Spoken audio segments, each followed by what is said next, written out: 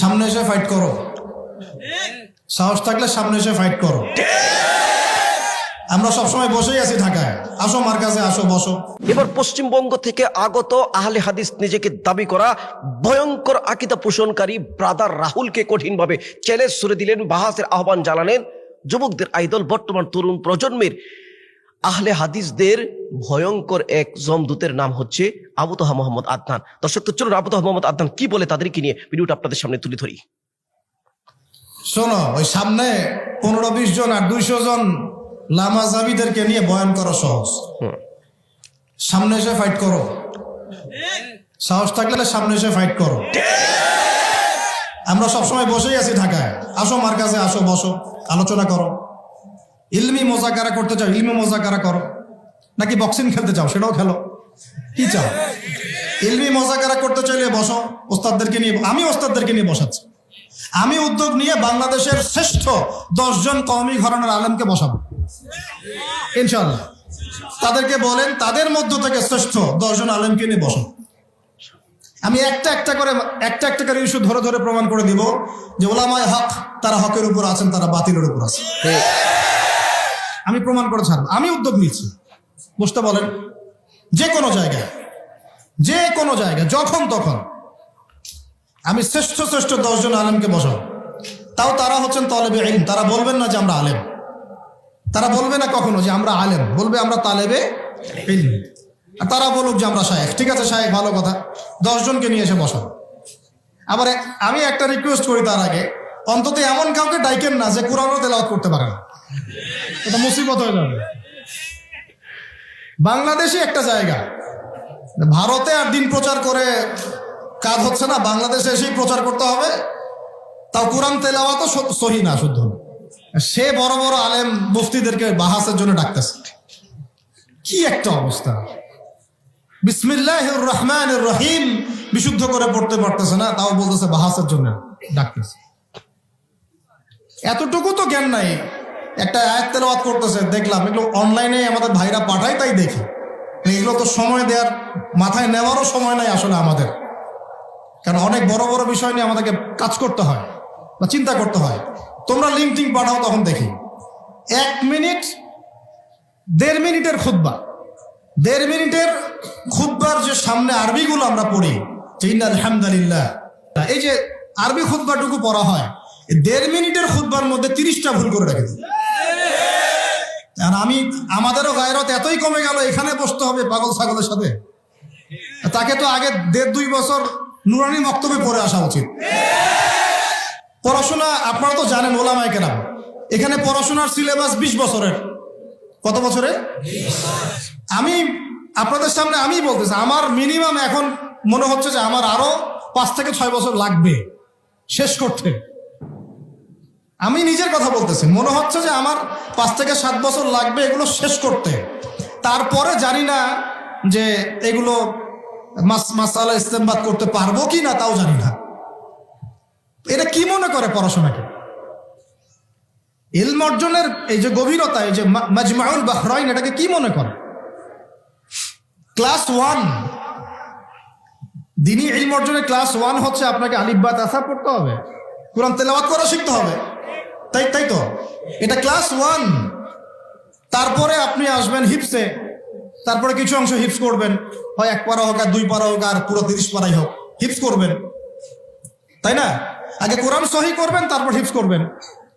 তারপরে ব্যাকরণের কিতাবগুলো পড়তে হয়, মিজান থেকে শুরু করে একদম হেদায়ে কুদুরি না পর্যন্ত পড়তে পারলে কেউ আলেম হয়? বলেন, কেউ আলেম হতে পারবে? এই সেন্সে তো আমরা কখনো বলি না যে আমরা আলেম। এই কথাটা আমরা কখনো বলি না, বলার সাহসই পাই না। এই পর্যন্ত পড়তে হয়। এর মাঝখানে আরবি ভাষা আছে, খালি এসো আরবি শিখির 3টা খণ্ড আমার সামনে বসে পড়তে বলেন দেখি, পারে নাকি? কিচ্ছু না, এসো আরবি শিখির 3 খণ্ড, এটা বেসিক জিনিস। মিজান মুনসাহেব কিতাবটা পড়তে পারে নাকি? নাহু আর হেদায়েতুন নাহু মিলে একটা পরীক্ষা দেখ খালি 50 মার্কের। কিভাবে একটা মানুষ আলেম হয়? এগুলো চেয়ারে মানুষ বসে কিভাবে?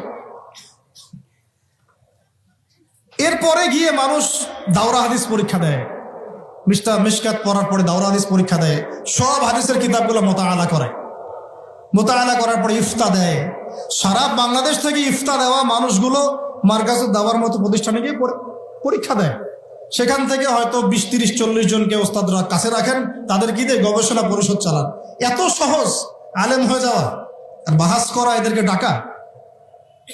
আমার কাছে ক্ষমতা নাই, আল্লাহর কসম করে বলতেছি, আমার কাছে যদি পলিটিক্যাল পাওয়ার থাকতো আমি রাষ্ট্রীয়ভাবে এদেরকে বসাতাম। একদিকে ওলামায়ে কেরামকে বসাতাম, আর একদিকে এদেরকে বসাতাম। একটা একটা করে বিষয় দিতাম, একটা বিষয়ের উপর ধারাবাহিক মোনাজারা হবে এবং একটা লাইভ সারা দেশের মানুষ দেখবে। এবং সামনে কোনো কিতাবই থাকবে না, কিতাবেরই দরকার নাই। যারা হাফেজ তাদের কি কিতাব লাগে না? কোরআন কলিজার মধ্যে আছে। বাস যারা উসুল বুঝে ওই হাদিসের উসুলও কলিজার মধ্যেই আছে, ফিকের উসুলও কোরআন কলিজার মধ্যেই আছে, আকীদার উসুল কোরআন কলিজার মধ্যে আছে। বসান 10 জন 10 জন করে বসান, তারপর দেখেন আসলে কে জিতে আর কে হারে। এত সহজ মনে করেছেন? মানুষ এখন এমন একটা ফিতনার যুগ চলতেছে, আল্লাহ মাফ করুক আমাদেরকে, যে জীবনে একটা হাদিসের ইবারতও পড়তে পারে না, সে বলতেছে হাদিসটা সহিহ না, এটা জয়ীফ।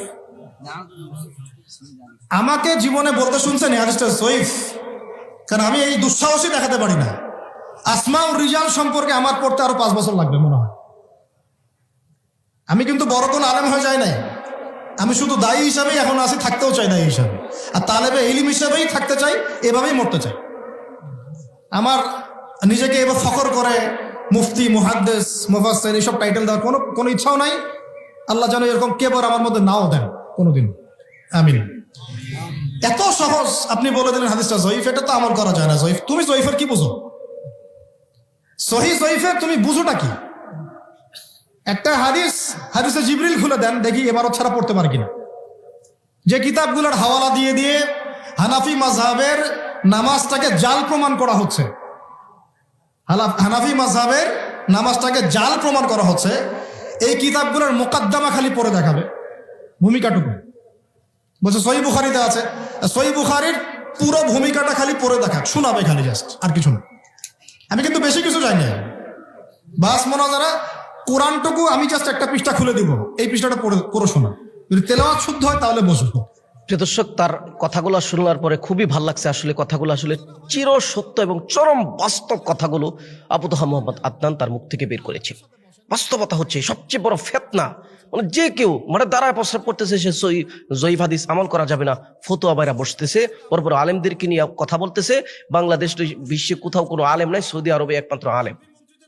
মানে এরকম, মানে অবাক, এরকম ফিতনার, এরকম তাদের ভয়াবহতা চরম পর্যায়ে পৌঁছে গেছে। আলেমদেরকে তোয়াক্কা করে না, মানে এরকম জাহেলরা, আবালরা আইসা বাহাসের চ্যালেঞ্জ করে। আবু তোহা মোহাম্মদ আদনান যে কথাগুলো বলছেন, এই কথাগুলো লুট নেওয়ার সামর্থ্য কি তাদের আছে? তারা কি এই চ্যালেঞ্জ গ্রহণ করতে পারবে, অ্যাকসেপ্ট করতে পারবে? হ্যাঁ, পারলে তো অবস্থা 12টা বাজবে।